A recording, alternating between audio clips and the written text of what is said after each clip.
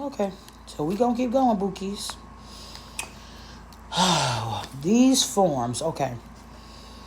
Forms, let's go into that. Not people sitting on thrones in the sky, right? There are roles. The Father equals the authority and the origin. The Son equals the relationship and the example. The Spirit is the influence and the transformation. You know, when you go a different frequency, you tap into your higher self. That's your Holy Spirit. That's the Spirit. That's why it's called spiritual. Wait, that went over your head too, didn't it? Let's keep going. What does giving an offer actually symbolize? Now this is gonna piss a few people off. From what my understanding is, back in the day during court justice times and kings and castle time, the Greeks and the Scottish and all of these fucking people. See, I say God got my mouth. I get offended. I just get offended because I don't like my people being taken advantage of. I think that I have a problem with that, and I think the same way that Jesus went in and flipped the table. You got me, though. Y'all know what I'm talking about. When he came in and flipped the table and said, "You're turning my Lord's house into a den of thieves." But that's a whole nother conversation, ain't it? Whole nother conversation to be had. But this is where we're going to have that later down. But it all stems with this. Let's get into it. Before money, before churches, before guilt, an offering meant gratitude, to have faith, to trust, to be in alignment, to reciprocate. I'm going to say it again. Before there was money and churches and guilt, there was gratitude, trust, alignment, reciprocation, right? The ancient culture, you gave your best, not your leftovers. See, y'all have this thing where I only give if I have some left. That is not what God intended.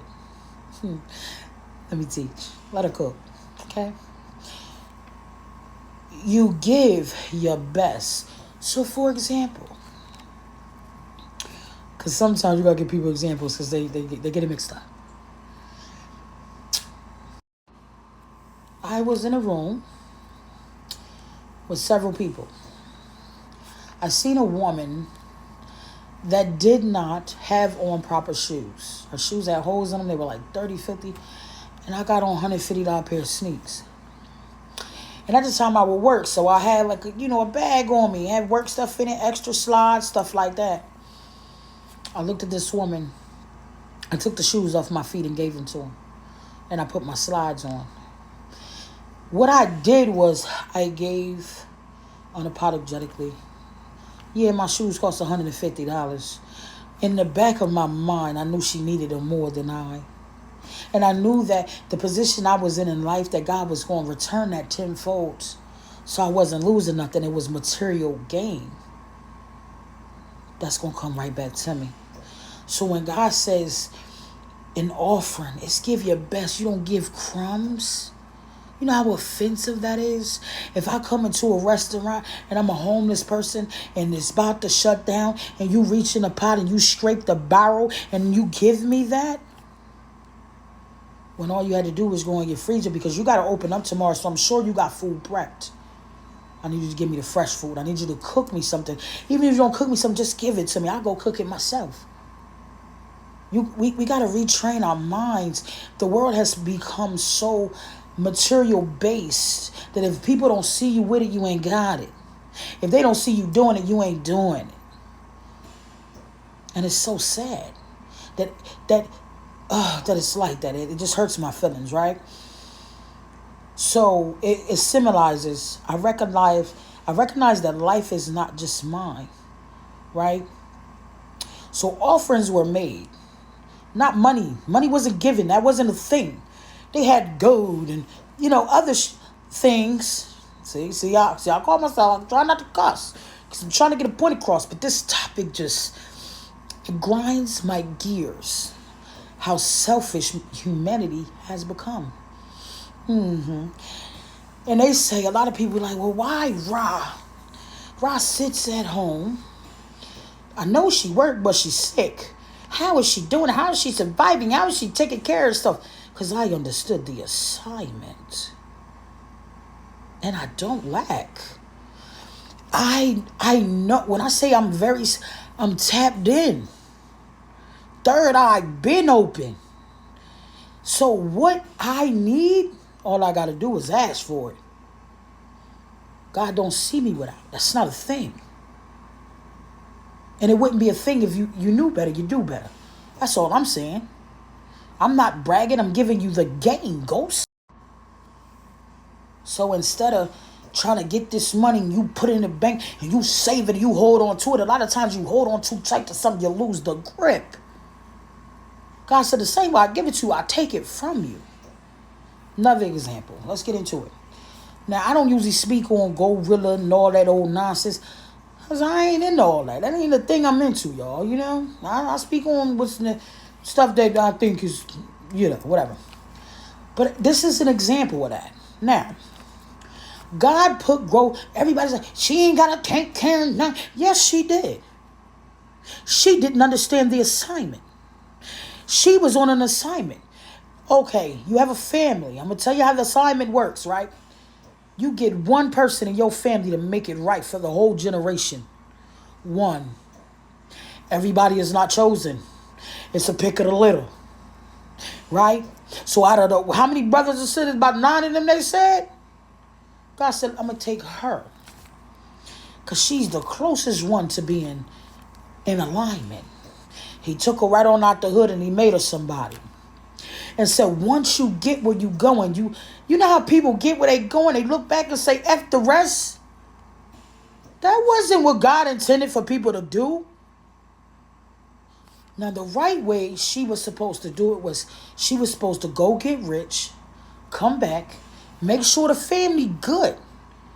I didn't say, that's that one offering. Yeah, you ain't got to keep giving repeatedly. If she would have put them in place the first time, it wouldn't have been no video online, baby. Her sister wouldn't have had to make that statement. Because she would have understood her divine assignment. God gonna get that back to you. Unlimited abundance. See, they don't want me to get this out. You see I try to choke a little bit? They don't want this out. So the appropriate way for Gorilla to do that was come back, make sure mom, dad good, make sure all your siblings good. They should have never had to clock in once you became a millionaire. That was the whole point of you being a millionaire. Why would your mama have to work at a factory? Not cute. And I fuck with Glow. I'm like one of the biggest fans. God forgive me for cussing. I mess with Glow. That's my baby, right? She just moved wrong.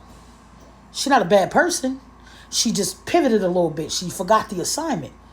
She wasn't tunnel vision once she signed that check. So the right way to do it was to go back and put them in alignment. Even if they did have to clock in, it should have been a family business. You know how quick it is to open a mini mall and have everybody in each store and the whole family run it? So now they don't have to come back and beg you for nothing because you put them in a position to win.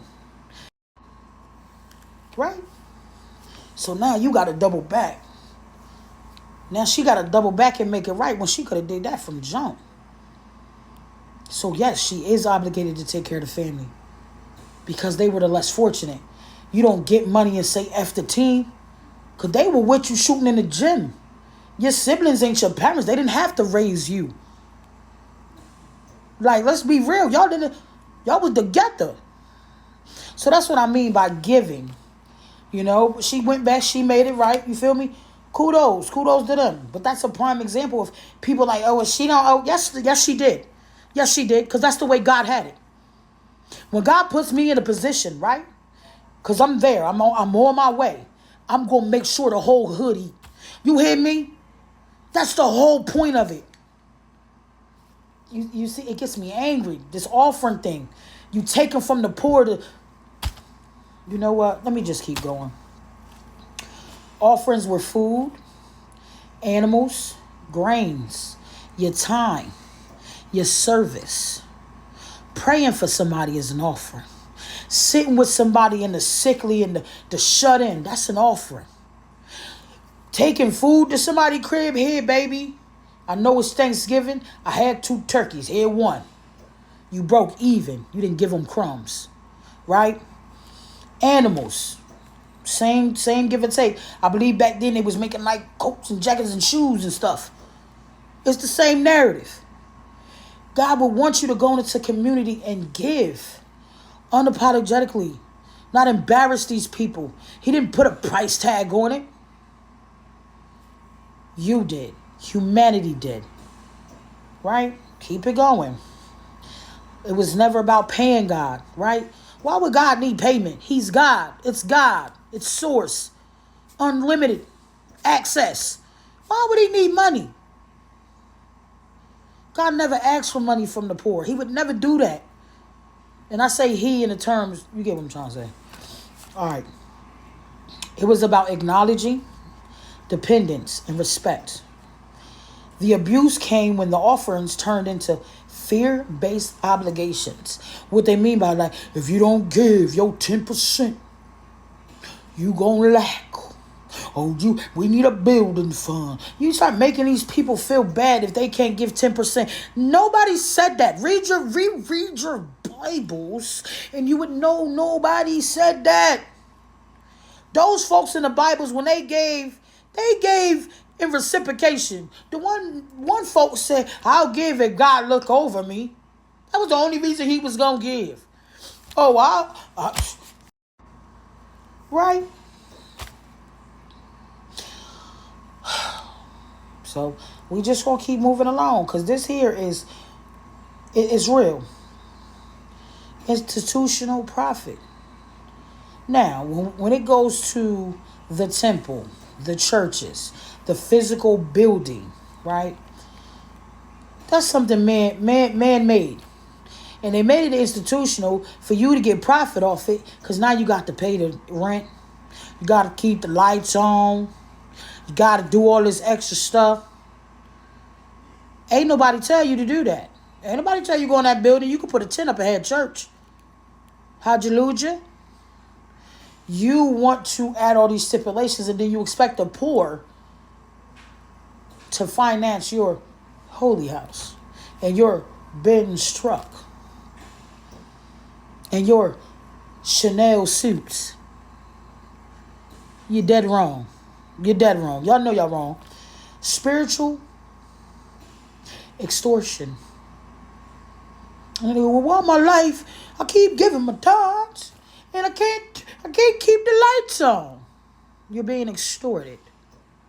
Because they're taking your money and they're going to pay their bills. They're taking your money and they're putting their children through college. They're taking your money and their kitchens are filled.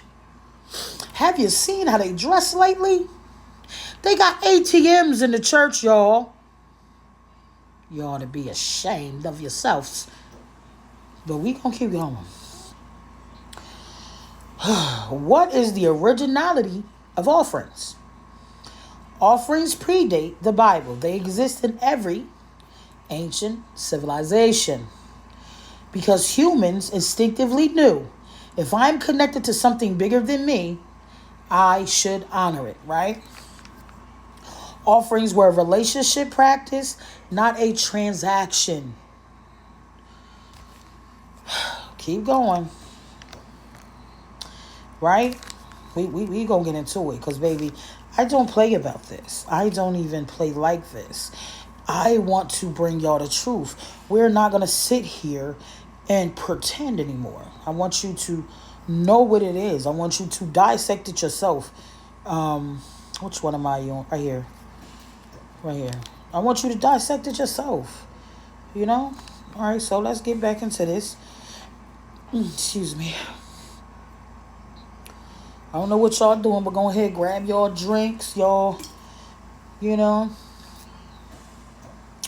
all that good stuff. All right, so